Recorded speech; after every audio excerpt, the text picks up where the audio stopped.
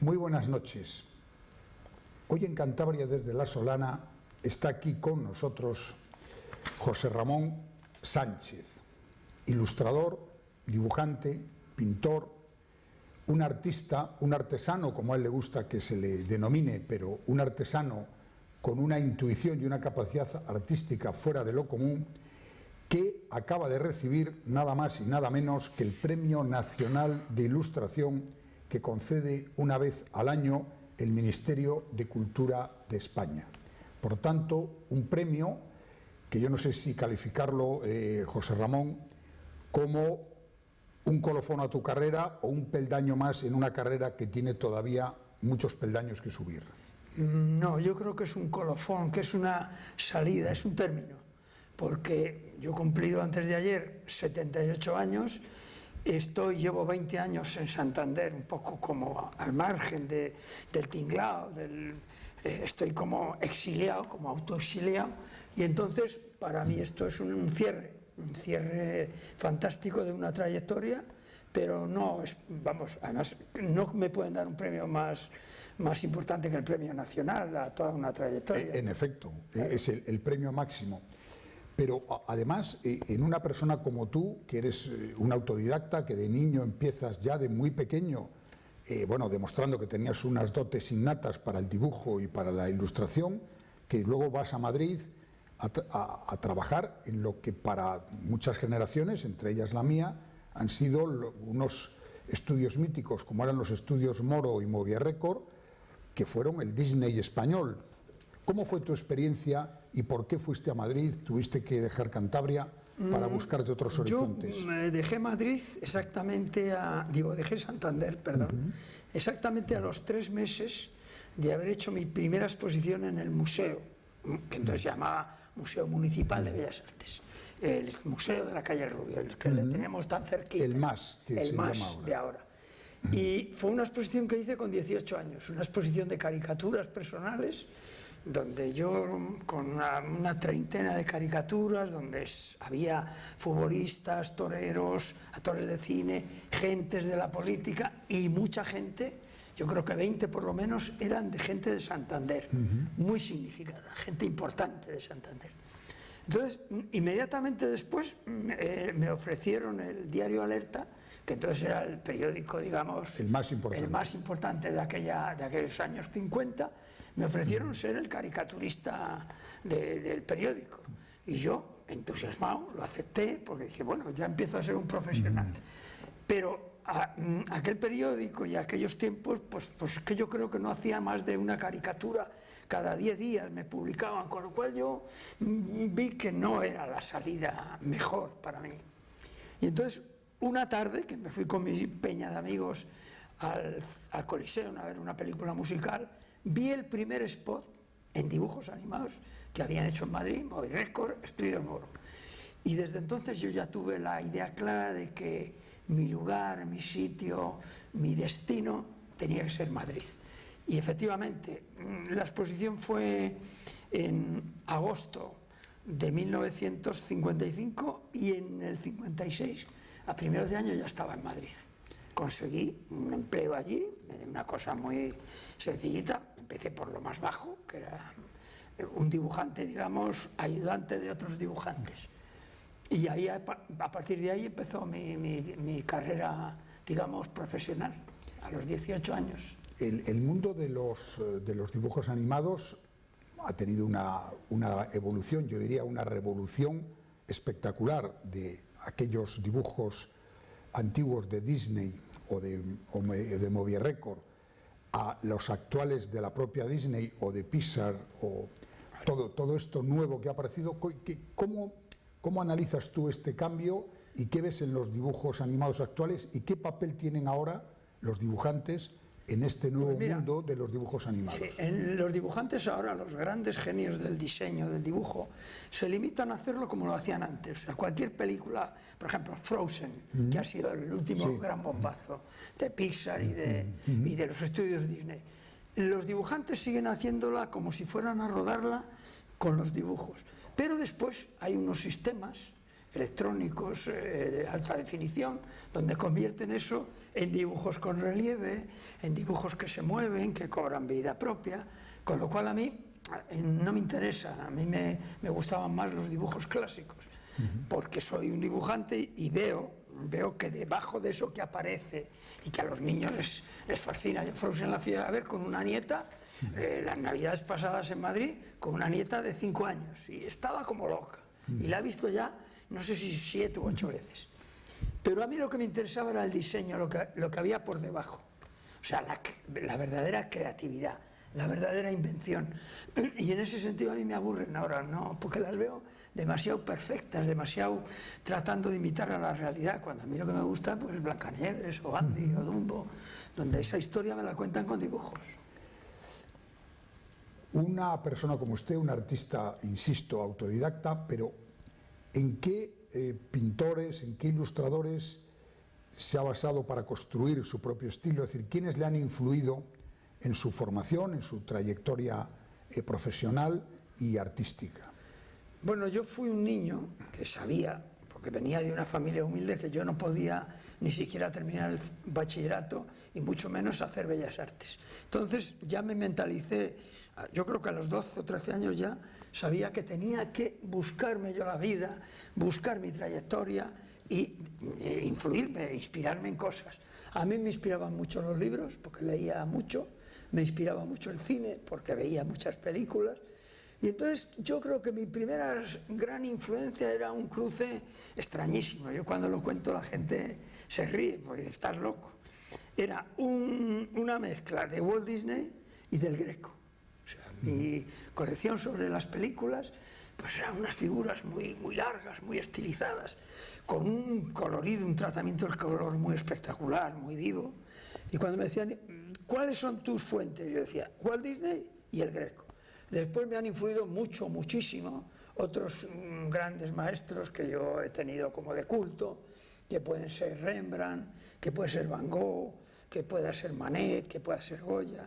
Yo creo que soy un personaje esponja que absorbe muchas cosas de las que ve y me influyen muchos libros, muchas exposiciones que he visto, muchos conciertos, mucho ballet.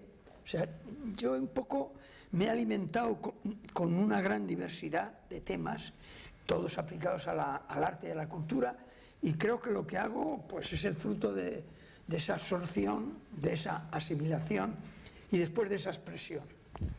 En lo poco que llevamos de entrevista, usted ha citado ya 2 veces el cine. El cine. Esa visión que tuvo en el Cine Coliseum, viejo Cine Coliseum de Santander, de las películas, vamos, de los anuncios de Movie Record, y después usted ha tenido mucha relación con el cine, muchas exposiciones con temas cinematográficos, ilustraciones sobre películas. ¿Qué le ha traído a usted del cine y cuáles serían ahora sus 3, 4, 5 grandes películas que piensa que le han influido y que están en la historia del cine? Sí, yo tengo 3 o 4 películas de culto. La primera es Cantando bajo la lluvia. La segunda podría ser una película de la época muda que se llama La pasión de Juana de Arco, que la hizo un danés, Dreyer, Carl Theodor Dreyer. Y después las otras pueden ser, otras 2 obras maestras pueden ser El Padrino, en la totalidad, Los 3 Padrinos, y un western. Y para mí el western perfecto es La Diligencia. Esas podrían ser las películas que yo me llevaría a una isla desierta para estarlas viendo continuamente. Porque creo que la ventaja, lo fundamental de una obra clásica es que admite muchas revisiones, muchas visiones, admite mucho, porque siempre una obra maestra se nos muestra nueva. O sea, yo la última vez que he visto Cantando bajo la lluvia dije, es que esta es una obra indiscutible, o sea, cada vez que la veo descubro algo nuevo. Me pasa igual con la película muda, con La pasión de Juana de Arco, y con El Padrino también, o con La Diligencia. Veo que esa perfección, esa maestría, desafía al tiempo. Y con el tiempo se hacen más importantes, más grandes, más sugeridoras, diría yo. Yo creo que muchos cántabros y muchos españoles le descubrieron a usted cuando fue el creador de la campaña gráfica del Partido Socialista en las elecciones del 77 y del 79.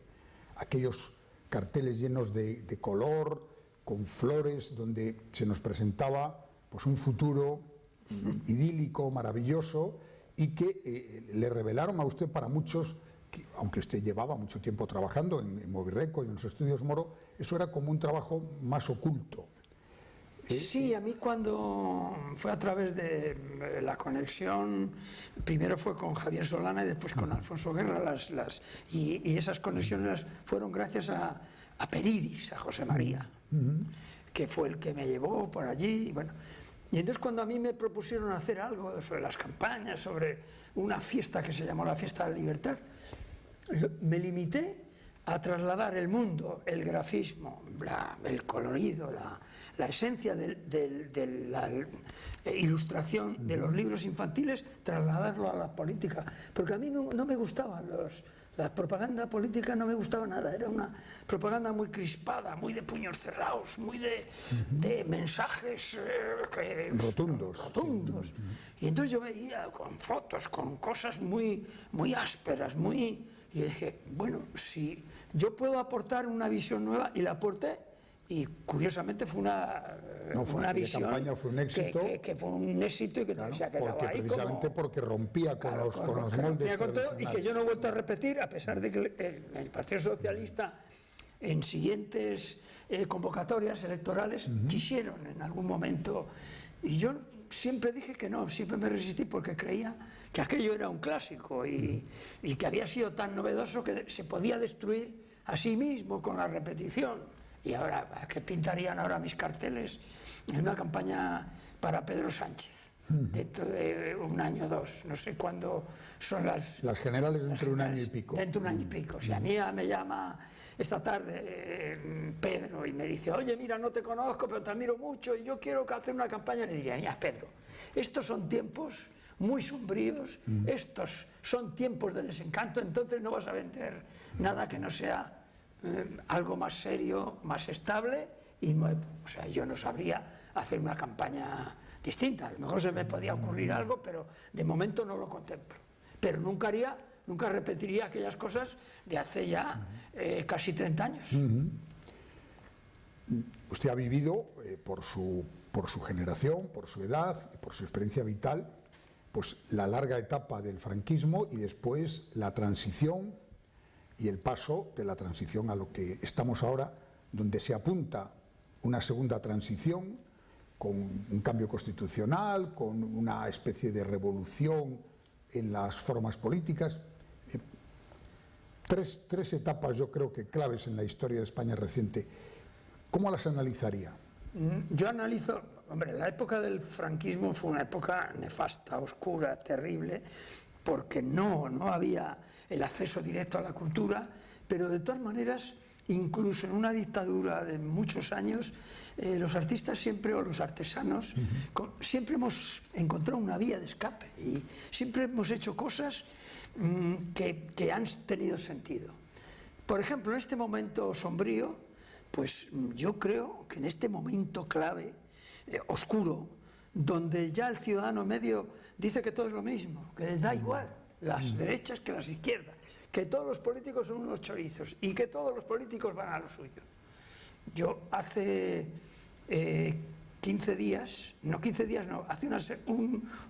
exactamente 8 días, el domingo antes de ayer no, sino el domingo anterior estuve viendo una exposición en Madrid dedicada a Sorolla y a toda su obra de Estados Unidos que hizo en América.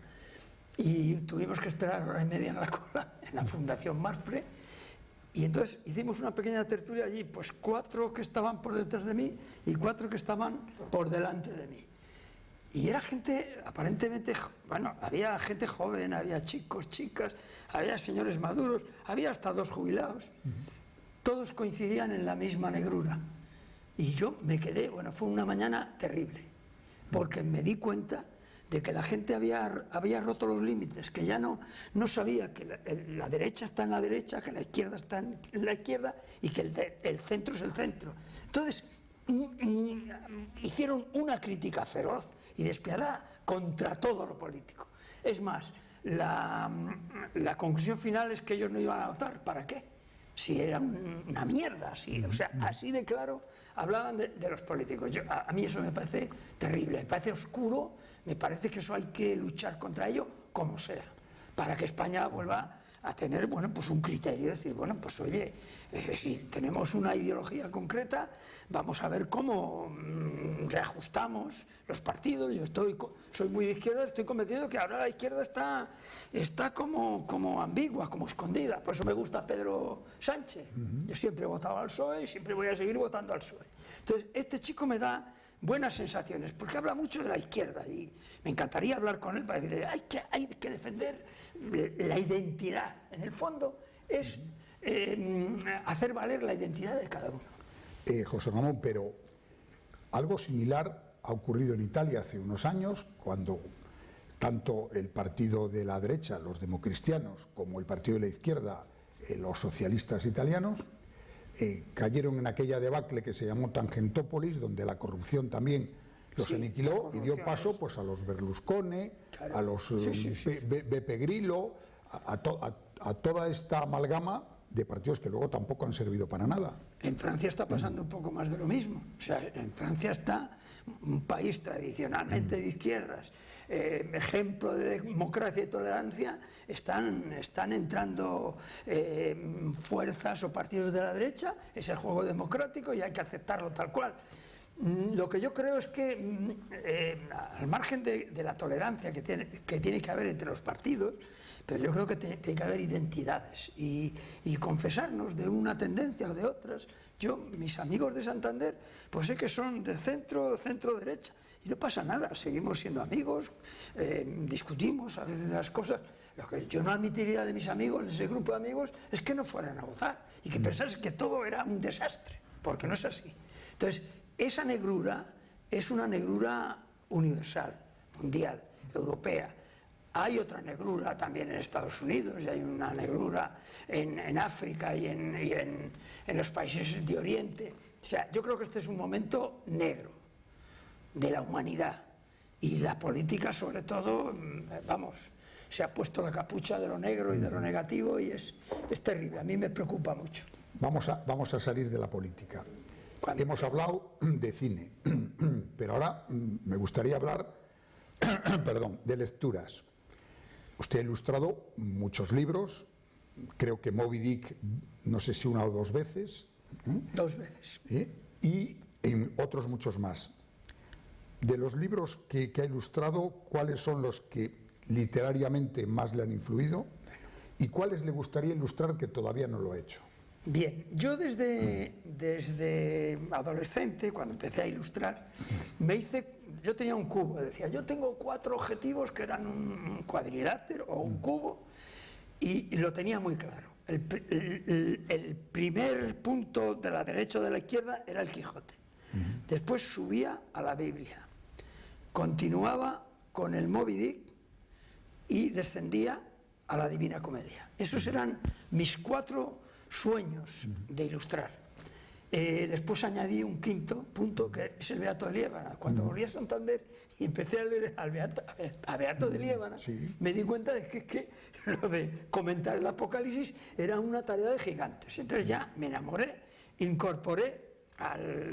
convertí el cuadrilátero en un pentágono y dije, no, es la Biblia, el Quijote, la Biblia, Moby Dick, la Divina Comedia y el Beato de Liébana. Y curiosamente, yo no confiaba nada en este premio que me acaban de dar. Hace una semana estaba el jurado a estas horas debatiendo.